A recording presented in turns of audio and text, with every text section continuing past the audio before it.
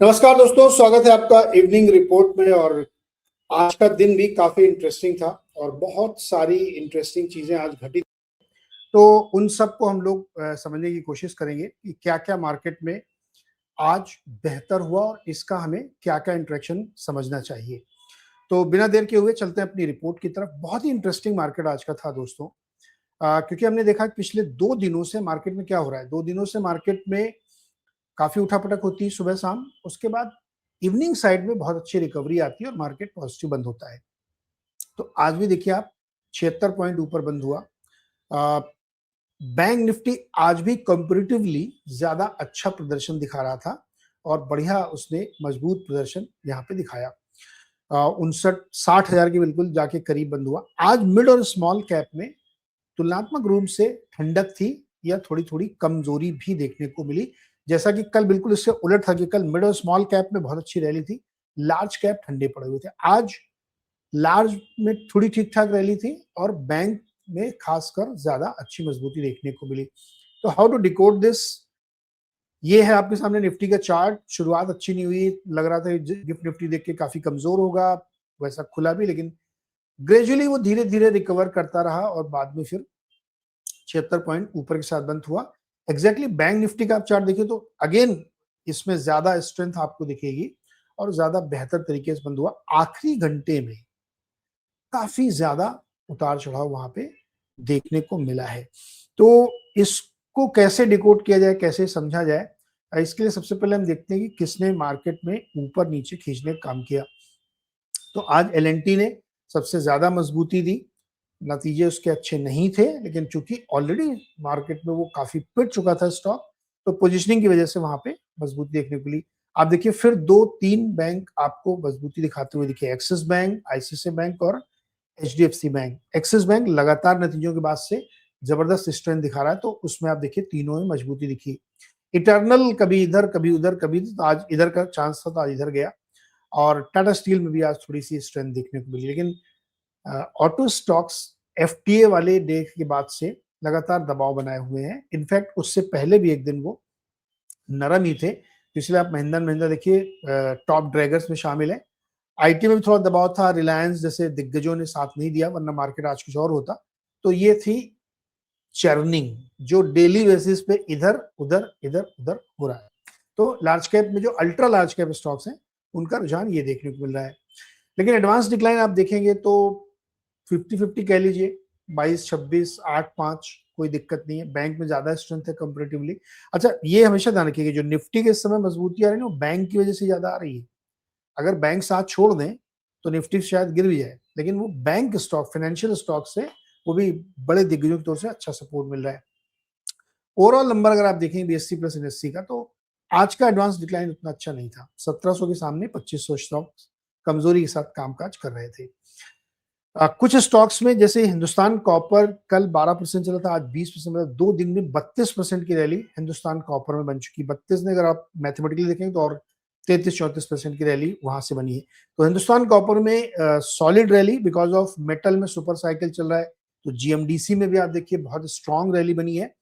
And काफी दिनों बाद कैपिटल गुड्स की जो टॉप कंपनीज है, एबीबी और जी वर्नोवा, उनमें भी आज अच्छी मजबूती। एबीबी जैसा शेयर 8.5% ऊपर गया, तो ये एक स्ट्रेंथ को दर्शाता है। और पिटे भी बहुत थे, ये भी बात सही है कि 50-51 के आसपास जो काफी समय चल रहा था, वो गिर के 46-47 तक आ गया था।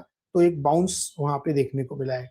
एमआरपीएल में भी आज मजबूती थी और ग्लैंड फार्मा भी तेजी के साथ कामकाज करते। लेकिन जो छोटी फाइनेंस कंपनीज हैं, आपने देखा होगा, जो छोटी छोटी कंपनीज हैं फाइनेंस वाली, उसमें दबाव देखने को मिल रहा है। 5 स्टार बिजनेस फाइनेंस में प्रेशर था, एमओएफएसएल में भी प्रेशर था। केनरा बैंक, मतलब पहला सरकारी बैंक देखा मैंने जो इतना कमजोर बंद हुआ काफी दिनों बाद, 4.5-5% गिरा। एस्कॉर्ट्स में भी आज प्रेशर देखा। तो ऑटो तो पैक खैर प्रेशर में है ही है उस डील के बाद से। मेटल एक ऐसा सेक्टर है जो सॉलिड तेजी दिखा रहा है। कल डिफेंस में बड़ी तेजी बनी थी 7% की, आज हल्का सा नरम पड़ा है। लेकिन मेटल स्टॉक्स का जो सुपर साइकिल है वो, आप देख रहे हैं हिंदुस्तान कॉपर क्या प्रदर्शन दिखा रहा है। एनर्जी स्टॉक्स में, ऑयल कंपनीज में अच्छी मजबूती है। इनफैक्ट रिलायंस अगर थोड़ा साथ देता तो ये और ज्यादा मजबूत होता। लेकिन अगेन आप यहाँ पे देखिए तो 3 सेक्टर ऐसे हैं जो हाइलाइटेड हैं, वो है सरकारी, एनर्जी में ज्यादातर सरकारी, सीपीएससी सरकारी, डिफेंस में सरकारी, और मेटल में भी कई दिग्गज कंपनियां, हिंदुस्तान कॉपर या जीएमडीसी, सब सरकारी कंपनियां हैं, तो वहां पे देखने को मिला। इसके आगे बढ़ते हैं तो एफआईआई का नंबर आता है। एफआईआई के नंबर से पहले इस समय तक की थोड़ी समरी समझते हैं।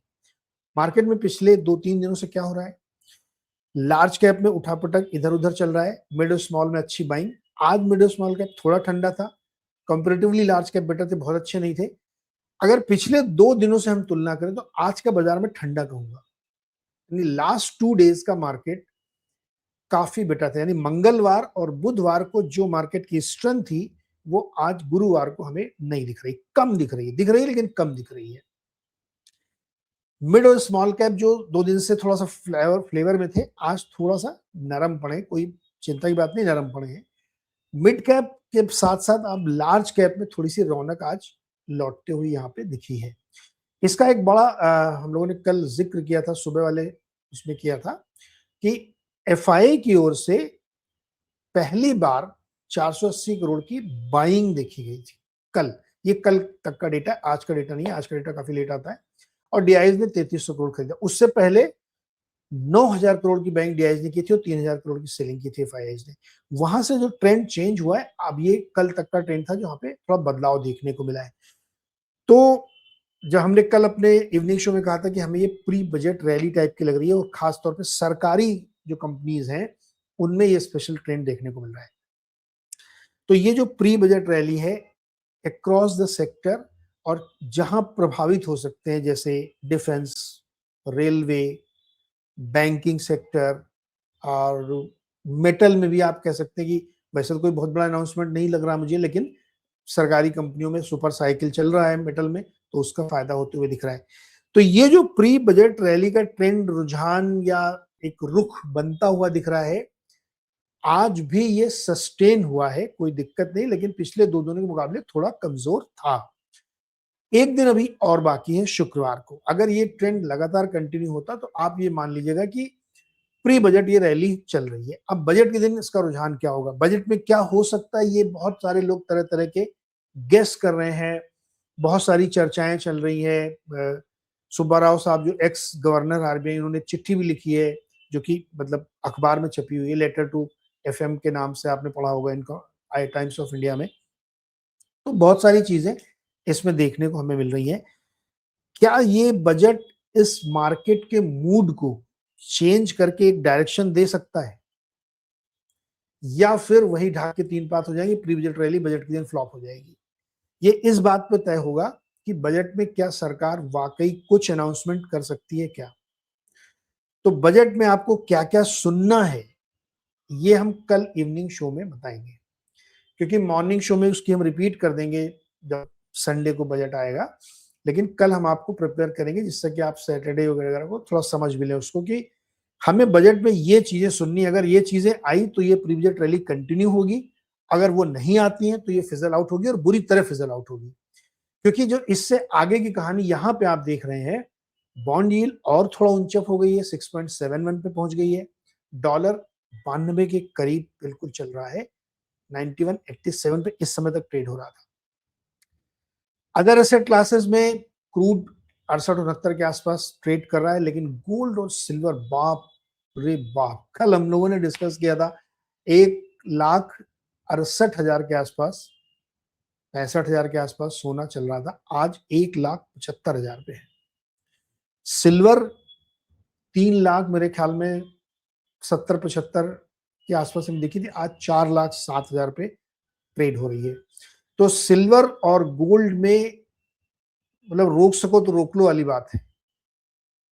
नॉन अनस्टॉपेबल रैली चल रही है, और उसको रुकने की फिलहाल कोई संभावना भी नहीं दिख रही है, लगातार तेजी है। तो जैसा हमेशा मैं कहता हूं कि ट्रेडिंग अगर आप करते हैं इसमें एमसीएक्स में, तो बहुत सावधानी रखिएगा, क्योंकि वर्टिकल जो ये रैली चल रही है, ये रैली थोड़ी सी डरावनी और रिस्की हो सकती है, बी केयरफुल। बाकी जो लोग इसमें इन्वेस्टेड हैं उनके लिए कोई चिंता नहीं, वो तो मतलब हर दिन अमीर हो रहे हैं।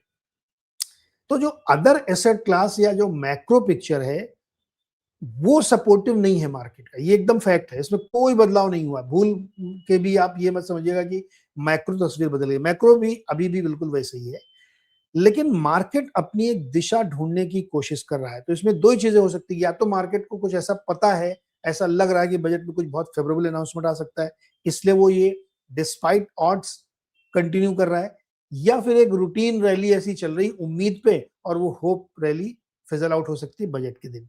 तो बजट एक बहुत बड़ा ट्रिगर होगा मार्केट डायरेक्शन के लिए।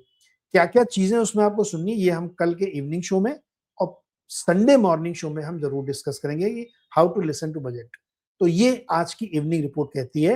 अभी भी मैं कहूंगा कि प्री बजट रैली कंटिन्यूड है, उतनी स्ट्रांग नहीं जितनी पिछले 2 दिन थी, लेकिन अभी भी माहौल फ्लेवर पॉजिटिविटी का बना हुआ है। अब सारा दारोमदार एक दिन बाद बजट का ही रह जाएगा, तो देखेंगे क्या होता है बजट में। कल इवनिंग शो जरूर देखिएगा, क्योंकि हम कुछ पॉइंट्स आपके साथ डिस्कस करेंगे कि आपको क्या क्या बजट में सुनना चाहिए। होपफुली आपको ये रिपोर्ट काम की लग रही होगी और काफी कुछ आप इससे कोरिलेट कर पा रहे होंगे। तो जुड़े रहिए हमारे साथ, अपने कमेंट करके हमें जरूर बताइएगा कि आपको रिपोर्ट कैसी लगी है। कल सुबह फिर मिलेंगे 6:55 पर, तब तक के लिए बहुत बहुत शुक्रिया।